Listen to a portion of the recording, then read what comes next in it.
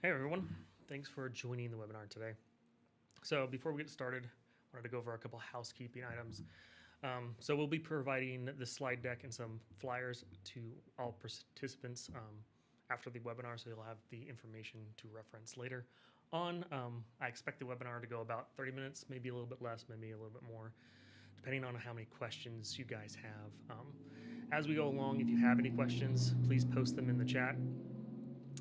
I have a team member keeping a track of those, and we'll have two different sections of question answering that we're going to do because we've split the webinar up into two separate parts. So we'll give, another 30 seconds or so for anyone else who wants to show up before we get started officially. But thank you for coming, and we'll get started here in just a little bit.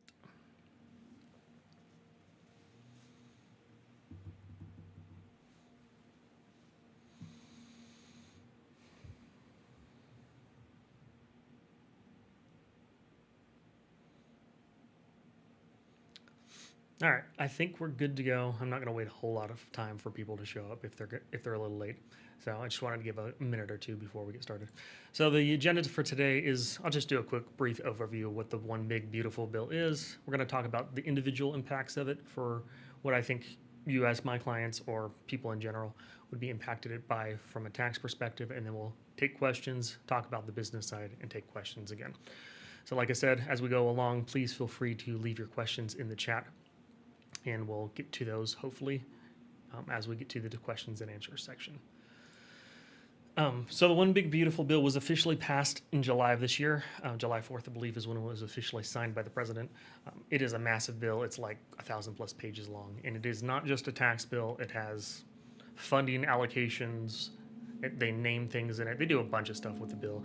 And so if you want to go read it, feel free. It's really long, but we're just going to focus on the sections that I think would affect businesses and individuals.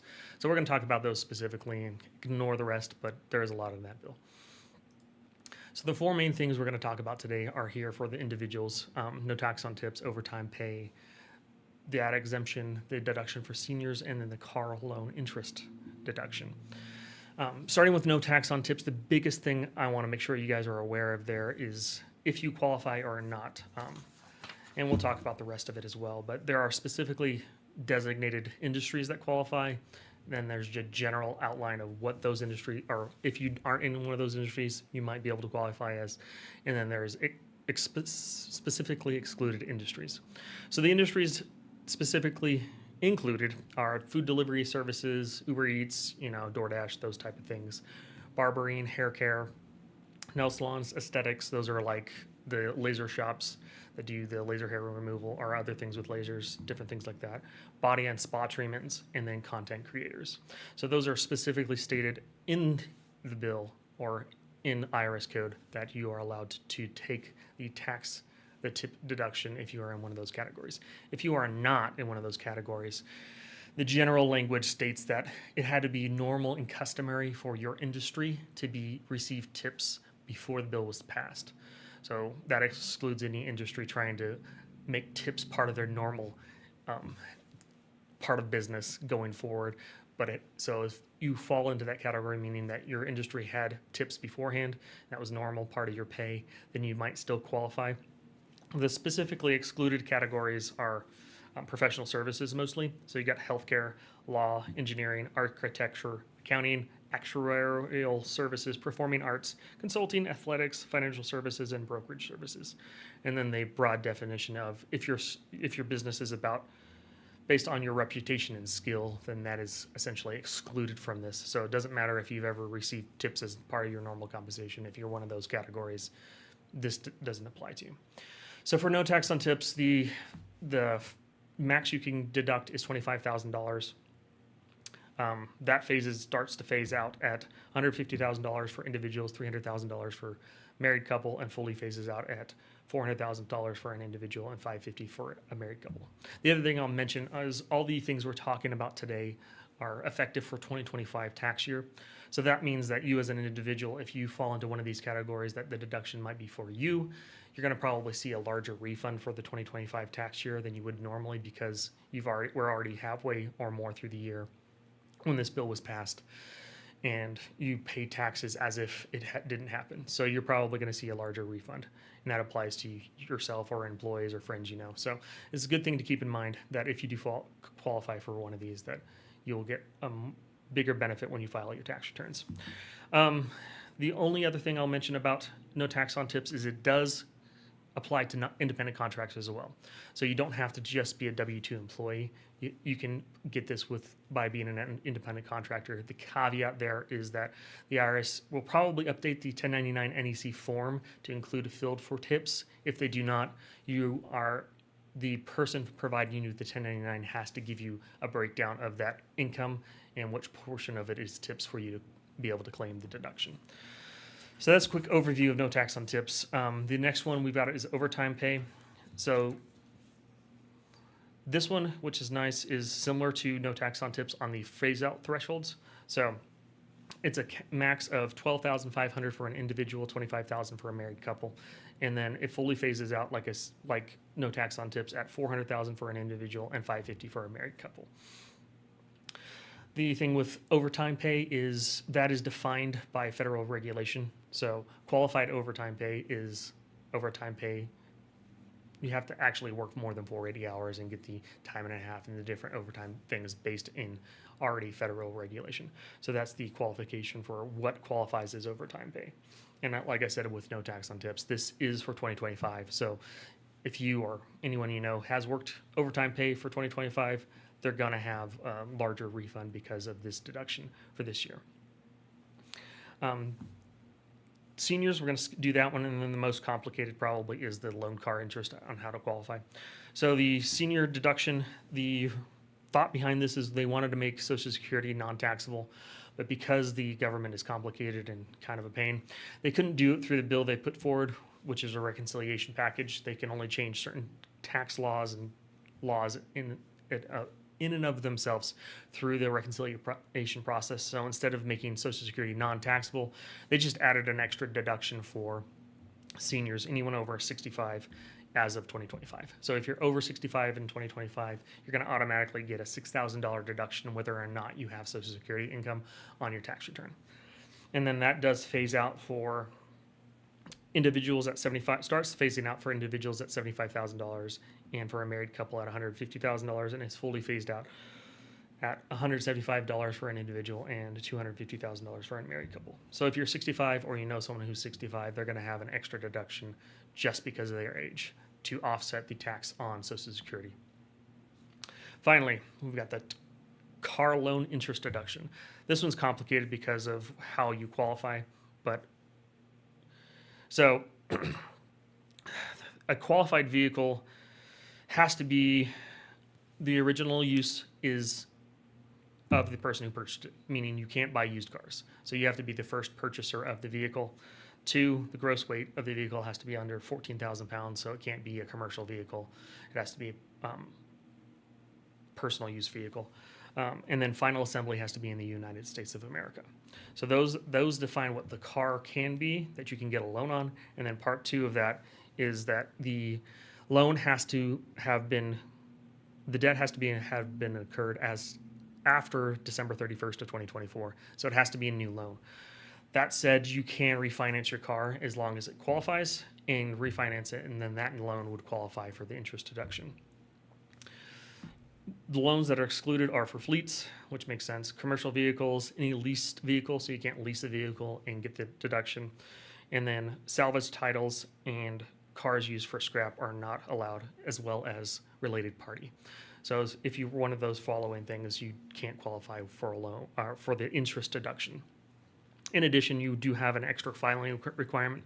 So if you want this deduction, you have to provide me or your tax preparer with your VIN number of the car so they can make sure that it actually does meet the qualifications for the deduction. So those are the quick ones we wanted to go over for individuals. This is going to lead, like I said several times, to a larger refunds for a lot of individuals for 2025 if you have any of these deductions on your tax return.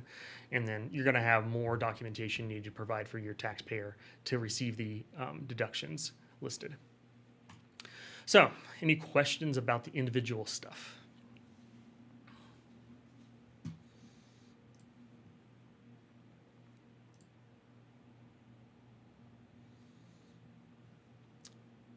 So we do have a couple here.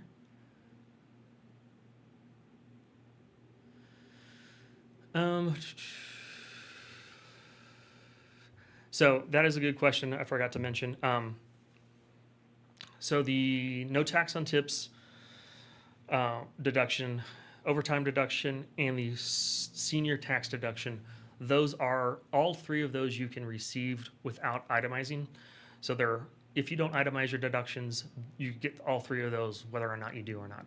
The car interest loan deduction is part of the itemized deductions from my understanding, and so you'd have to itemize to get the loan car interest deduction, and that is capped at $10,000, which I forgot to mention. So the rest of them you don't have to itemize, which is nice. You get them whether or not you itemize, and then the auto loan deduction you'd have to itemize.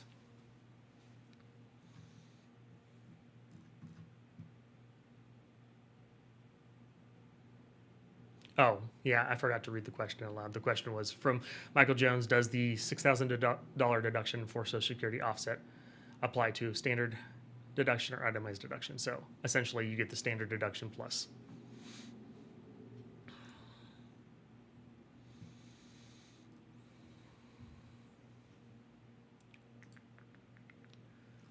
Any other questions? One of the other ones I've received as well is related to like trade businesses or anything like that. So if you have a friend or someone who's asking if they can get tips for their trades because they're not specifically excluded and they're not also included. And if it is normal for your industry, again, to receive tips, then you could qualify. If not, you would not qualify.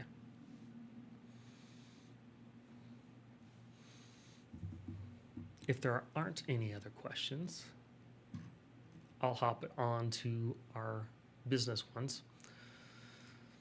So there's 5 main areas we're going to cover here. The first one is 100% bonus depreciation back. So that was lowered to 60% for 2024 and would have been lowered to, I think, 40% for 2025 and then eventually go back to normal. So that's back at 100%, and this is super nice for a bunch of different reasons, but it's really nice for businesses who want to purchase leveraged assets to get depreciation deduction for. What I mean by leverage assets is you get a loan for it. So this is really good for real estate, but it also works for vehicles. So if you get a loan for a vehicle that costs $60,000, we can write off the whole $60,000 vehicle, and you only put down, $5,000, $10,000 in cash. So it gives you a nice tax deduction, which pushes your tax liability into the future at some point. So this is going to be super helpful for small business owners, especially in real estate, because real estate investors love doing cost seg studies and getting large tax losses, which are not cash losses. And so it helps. It's a nice tax strategy. I don't recommend people buy things just to get a deduction, but it is nice to be able to get the 100% bonus depreciation when you can. In addition, the 1099 NEC reporting level has been raised from $600, which has been for like 4 or 5 years. It is back up to $2,000. So this is going to help because you don't actually have to report. Well, a lot of people aren't going to receive 1099s anymore because if you received less than $2,000, you won't receive one. The question on that one I'll have to look into is if you don't get a 1099 and you got tips, how do you report that for deduction purposes? And I would assume you can't unless you have documentation. So $2,000 is going to help because you're not going to have to send out as many 1099s to people, which is very nice. Those two are probably the most simple. The next one is R&D costing. So if you spend money on research and development domestically, over the last 4 years, the rule changed and you had to amortize those costs over a 5-year period if domestic or 15-year for foreign. What essentially that means is if you spent $5 million in R&D cost in the current year, under the old rules, you can only deduct $1 million per year. And so even if you only made $1 million for the first year or $2 million for the first year, you'd have taxable income even though you spent way more money than you received income for. And so this fixes that retroactively for small businesses. And a small business is defined by revenue, so I think it's like $39 million in revenue. Anything under that, you can go back and retroactively adjust your tax returns from 2022 to 2024 to fix this so that you can take the full advantage of costing during the year you actually spent the money. And then going forward, R&D costs are going to be expensed as incurred as long as they're domestic, and the amortization still applies for foreign R&D costs. And then the last two are kind of my favorite because they're complicated, but they also offer some awesome opportunities for anyone who's looking into opportunity zones for real estate investing. They provide some great options for deferring tax liability. So opportunity zones came about originally during Trump's first term with his Tax Cuts and Jobs Act. And what they did is they asked the states to designate an opportunity zone, and then inside that opportunity zone, if you invested, the opportunity zones existed for 10 years. And so if you invested in the opportunity zone, you could defer your gains for at least 10 years and possibly more. And your basis in that property, if you held it long enough, stepped up by 15%, which is super nice. So if you spent $100,000 on a property, I'm picking these numbers because it's easier to do math in my head. Your basis would go up by $15,000 if you held it long enough, and then you could defer the capital gain on selling that property for 10 years. The hard thing is that 10-year time frame is 10 years. So if you put in the money at the beginning of the 10 years opportunity zone, then you've got the full 10 years. If you put it in 5 years in, you'd only get deferral for 5 years, and so on. With the new rules, this is the wrong one. There we go. I got notes because there's a lot of details I want to make sure I go over. So under the new rules, you actually only have to hold for 5 years, which is nice. And you get a less basis increase. It's 10%, but this is not exclusive to the time period of the opportunity zone.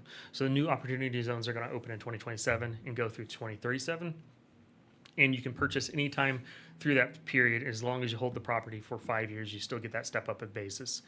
There is also a possible opportunity if you hold a property for 30 years that you can potentially get it up to increase. You could get the basis in your property, and that is what you deduct from the sell price, up to fair market value at the end of that 30-year period. So the goal is to essentially help motivate people and investors to invest in building new buildings or renovating old buildings in rural, low-income rural or just low-income areas. There is a rural part of this as well, where you can get up to a 30% step up in basis, which is really nice.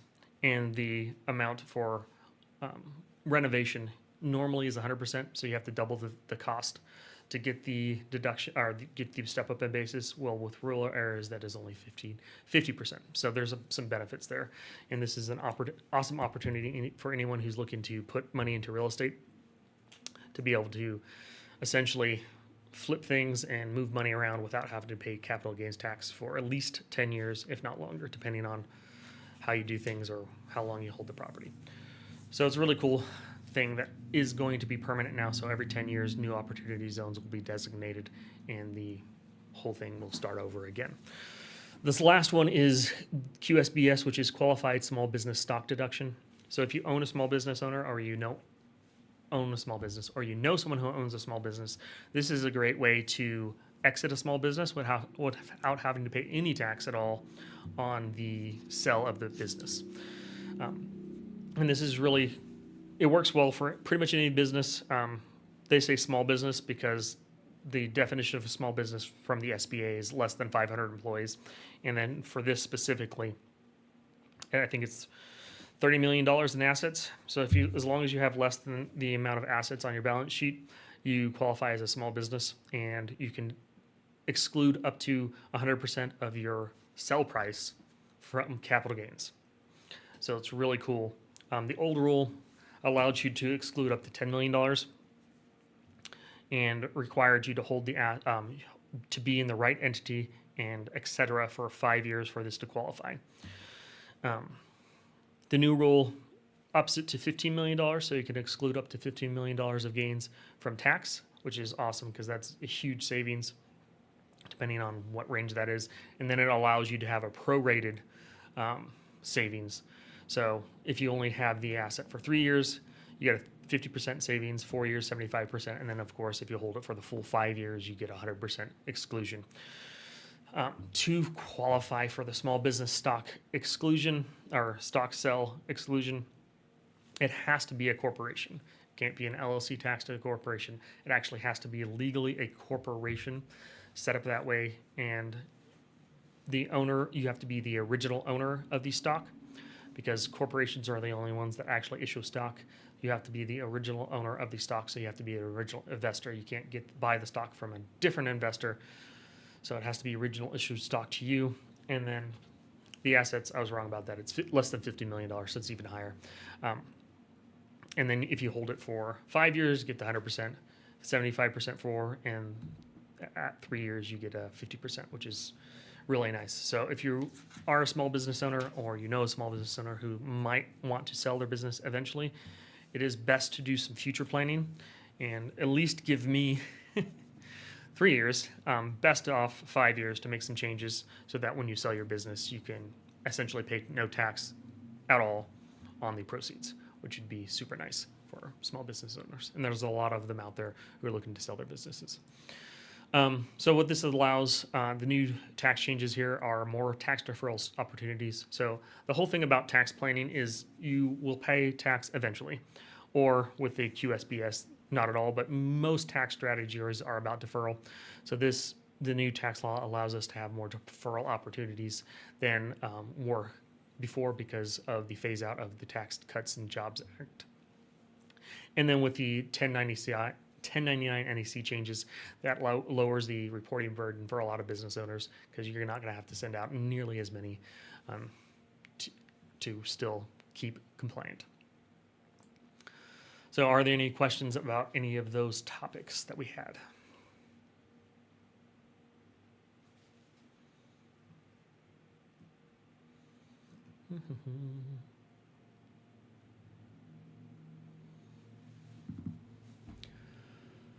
If not, let me see if there's any other questions. I'll just double check and make sure. The best thing with most of this stuff, even with the individual stuff, is you're going to have a lot more documentation you need to keep track of. And so making sure you have all the proper documentation is helpful. And if you have any specific questions about your specific situation, you should set up a meeting with us, give us a call. I'll hop on the phone and get details from you. And I may not be able to answer all the questions in that call, but we can put a plan together for you.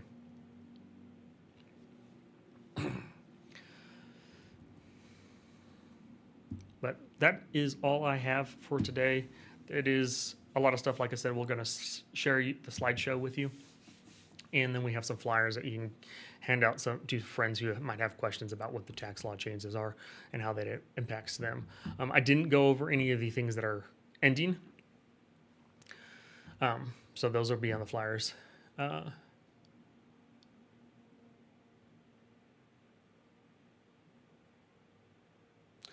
So I think, Michael, you're referring to S would not apply to LLC companies, correct? Anything that applies to LLCs. So you can, all the other things apply to LLCs except for the qualified small business stock. That one, you have to be a corporation. Can't be an S corp. It has to be a corporation. Legally, the stocks has to be issued. So that is the only one that doesn't qualify. Everything else applies to all businesses. So if we go back here, so bonus depreciation and 1099 NSC reporting and the R&D costing changes, those all apply to all other and opportunities. Those four are for all companies. It's just the qualified small business stock exclusion that it is only just for C Corps. Chris asked when's the best time to meet. We do tax planning meetings at the end of the year, and so that is a great time to talk about things that might affect 2025. But if you're talking about long-term strategy, anytime that you want to set up a meeting and go over what's going on works as well.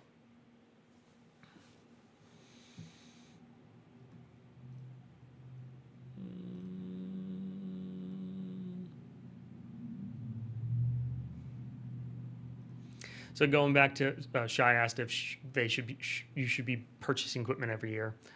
No, I have some clients who are like, well, I could just buy equipment and then not pay any tax, and only if you need it. So if you're planning on replacing equipment or anything like that, and you are thinking about doing it in January, February, and March of the following year, you might as well do it in the current year to get that deduction.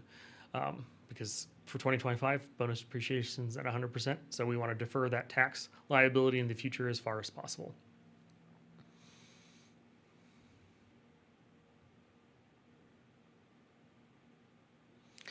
And yes, Chris, you do need to get you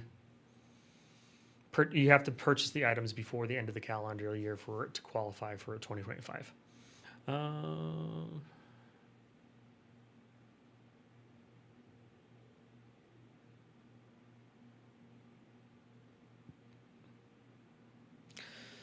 So your question about if people sometimes get tips, but not always, it goes back to the industry. So just because you yourself have like an administrative staff or some people who help you out that get tipped occasionally, they can't qualify unless your business is in the correct industry to qualify. So if it is normal and usual for your industry to be tipped and you're not a professional service, then you could potentially qualify, but it's a lot easier if you're in one of the called out industries for tips.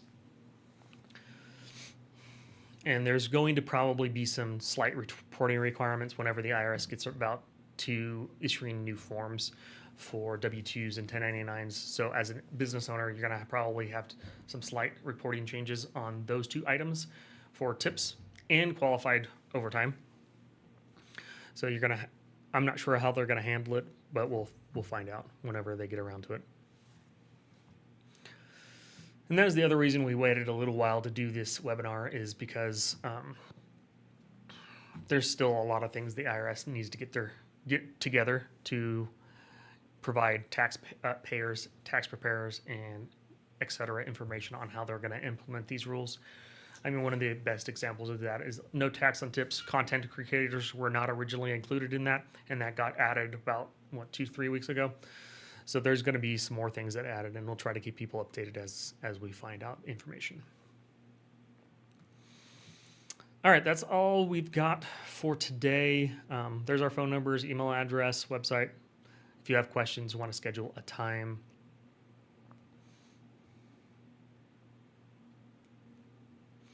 And yeah, Chris, all this stuff is retroactive for the full year of 2025. I was hoping they'd pass it earlier this year, because sometimes when they pass it in the first quarter, it's retroactive to the prior year. But yeah, all the stuff we talked about today is for the 2025 tax year. So whatever you did, if you purchased assets, you get full 100% bonus depreciation or anything else like that. So there's going to be some fun benefits that people weren't necessarily expecting when they file their 2025 tax returns. So thank you for your time today. If there's not any other questions, I'll leave it there. All right, we're only over half an hour by about 5 minutes, so that's not too bad. All right, like I said, reach out if you have any questions or anything like that.